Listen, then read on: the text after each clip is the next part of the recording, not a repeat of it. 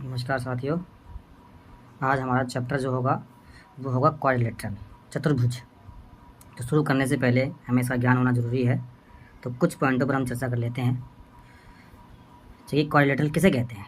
यह एक सपाट बंद आकृति है जिसमें 4 सीधी भुजाएं होती है, 4 कोण होते हैं और 4 शीर्ष यानी किनारे होते हैं। सामान्य प्रकार, कॉमन टाइप्स, ये कितने प्रकार के होते हैं?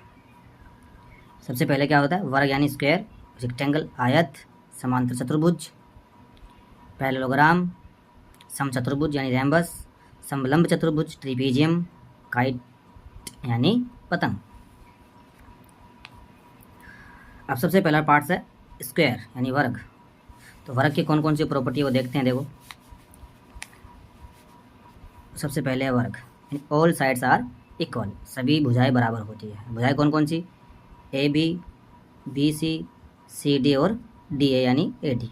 इसमें देखो 2 लाइन ये साइन लगा रखे हैं दो। इसका मतलब ये हुआ कि ये चारों साइड क्या है? इक्वल है, यानी A B is equal to B C is equal to C D is equal to A D या डी ए। है क्या है? चारों आंतरिक कोणों का माप बिल्कुल 90 डिग्री का होता है, यानी एंगल ए, ये रहा, बी, सी और डी, ये चारों कोण 90 डिग्री के होते हैं। इनकी विपरीत भुजाएं एक दूसरे के समांतर होती है, यानी इनकी विपरीत भुजाएं एक दूसरे के समांतर होती है, यानी आमने सामने की जो साइड है एक दूसरे के पैरेलल या इक्वल होती है। इसमें क्या है? इसमें 2 विकर्ण होते हैं।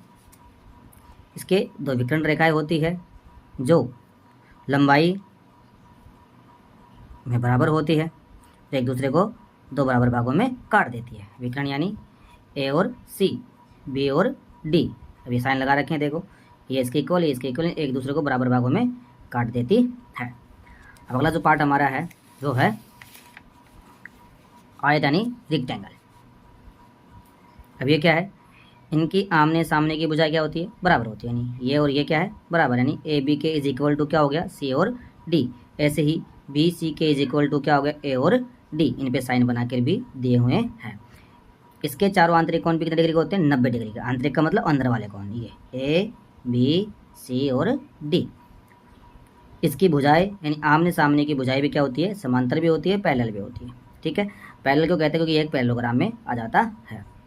इसके विकर्ण लंबाई बराबर होती है विकर्णों की, और ये एक दूसरे को समद्विभाजित करते हैं। समद्विभाजित का मतलब एक दूसरे को बराबर 2 भागों में काटते हैं। जैसे कि मैंने साइन लगा रखे, 3 लाइन लगा रखी है ना, तो इसका मतलब क्या हो गया? ये चारों पार्ट्स क्या है? इक्वल है। यानी यहाँ पर अगर हम ओ लिख देंगे यहाँ, तो O D O B is equal to हो गया। ऐसे ही ए ओ और ओ सी क्या हो गया? इज इक्वल टू हो गया। अब आगे हमारा आता है समांतर चतुर्भुज। विपरीत भुजाएं एक दूसरे के समांतर होती है। विपरीत का मतलब आमने सामने की भुजाएं एक दूसरे के समांतर होती है। जैसे ए बी के समांतर क्या आएगा? सी और डी। ऐसे ही बी सी के समांतर कौन सी लाइन आएगी? ए और डी। विपरीत भुजाएं लंबाई में बराबर होती है, यानी आमने सामने की भुजा जो होती है बराबर होती है। विपरीत कोण का माप क्या होता है? बराबर होता है। विपरीत का मतलब ए के अपोजिट क्या है? सी, यानी A is equal to C, ये एंगल हो गया। B is equal to D, ये एक दूसरे के इक्वल हो। जैसे अगर ए 90 डिग्री का है तो सी भी कितने डिग्री का आएगा? 90 डिग्री का। बी भी अगर 90 का है तो डी भी कितने का आएगा? 90 डिग्री का। अगर आमने सामने की साइड इक्वल होती है तो आमने सामने के एंगल भी इक्वल हो जाते हैं। अब किन्हीं 2 आसन कोणों का योग 180 डिग्री होता है, यानी आसन कोण। अब सबसे पहले ये पता होना चाहिए आसन कोण कौन से होते हैं। तो आसन कोण के बारे में आगे भी चर्चा कर लेंगे, पहले मैं आपको बता देता हूँ। ए और बी ये एक दूसरे के आसन हैं, जिसको हम एडजस्ट एंगल भी कहते हैं। ए और बी, इन दोनों एंगलों को अगर आप ऐड करोगे तो उनका एडिशन हमेशा 180 डिग्री का होता है। आगे है विकर्ण एक दूसरे को समद्विभाजित करते हैं, यानी इसके डायगोनल्स है, इसके 2 डायगोनल्स है, ए से लेके सी और बी से लेके डी, यानी 2 कॉर्नर को जो लाइन जोड़ती है उन्हें हम डायगोनल कहते हैं। ये भी क्या करते हैं? एक दूसरे को समद्विभाजित करते हैं, यानी 2 बराबर भागों में काट देते हैं। अब हमारा आगे आता है समचतुर्भुज यानी रैम्बस। रैम्बस क्या है? इसकी सभी भुजाएं आपस में क्या होती है? बराबर होती है। जैसे कि A B is equal to B C is equal to C D is equal to D A या फिर ए डी, यानी एक स्क्वायर की तरह। आमने सामने की भुजाएं समांतर होती है, यानी अभी आमने सामने वाली कौन सी हो गई? ए बी के सामने कौन सी? सी और डी। ऐसे ही ए डी के सामने क्या है? सी और बी या फिर बी और सी। आगे आसन कोणों का योग कितना होता है? 180 डिग्री होता है। मैंने बताया आसन कोण कौन से होते हैं। जैसे ए के आसन कौन सा हो गया? बी, बी के आसन क्या हो गया? सी, सी के आसन क्या हो गया? डी और डी के आसन क्या हो गया? ए।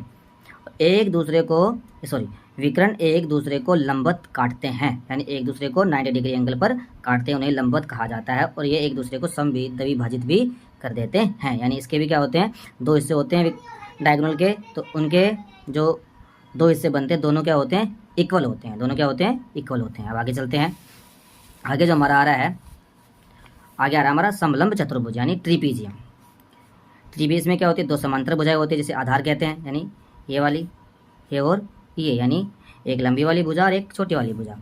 उसके बाद है समांतर भुजाएं के बीच की जो डिस्टेंस होती है, जिसको मैंने ये डॉट लाइन में लिख रखा है, उसको हम क्या कहते हैं, हाइट कहते हैं, यानी बिटवीन डिस्टेंस।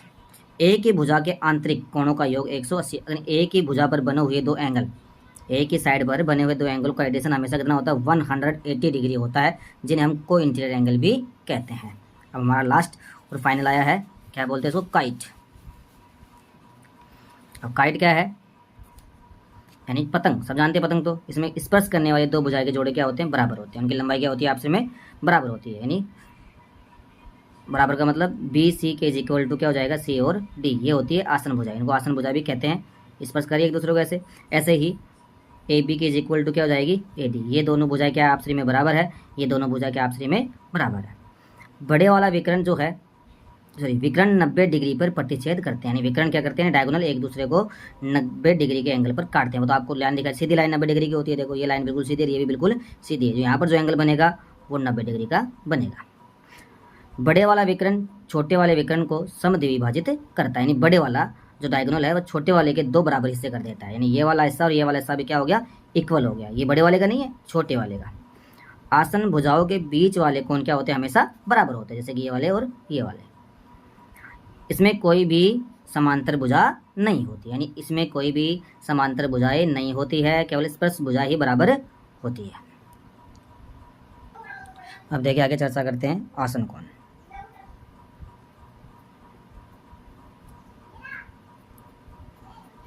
आसन कोण यानी एडजस्ट एंगल।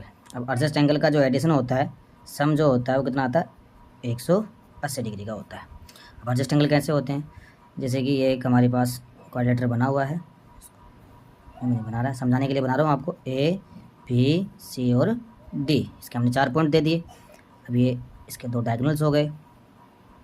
अब आसन कौन कौन से हैं, ये एडजस्ट एंगल, ये वाला, तो समझाने के लिए मैं 4 इससे बनाता हूँ। ऐसे हो गया, ये हो गया, ये हो गया और ये हो गया।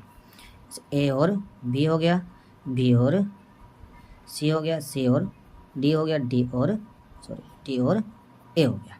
यानी angle A plus angle B कितना आएगा, 180 डिग्री। ठीक है, ऐसे angle B plus angle C कितना आएगा, 180 डिग्री।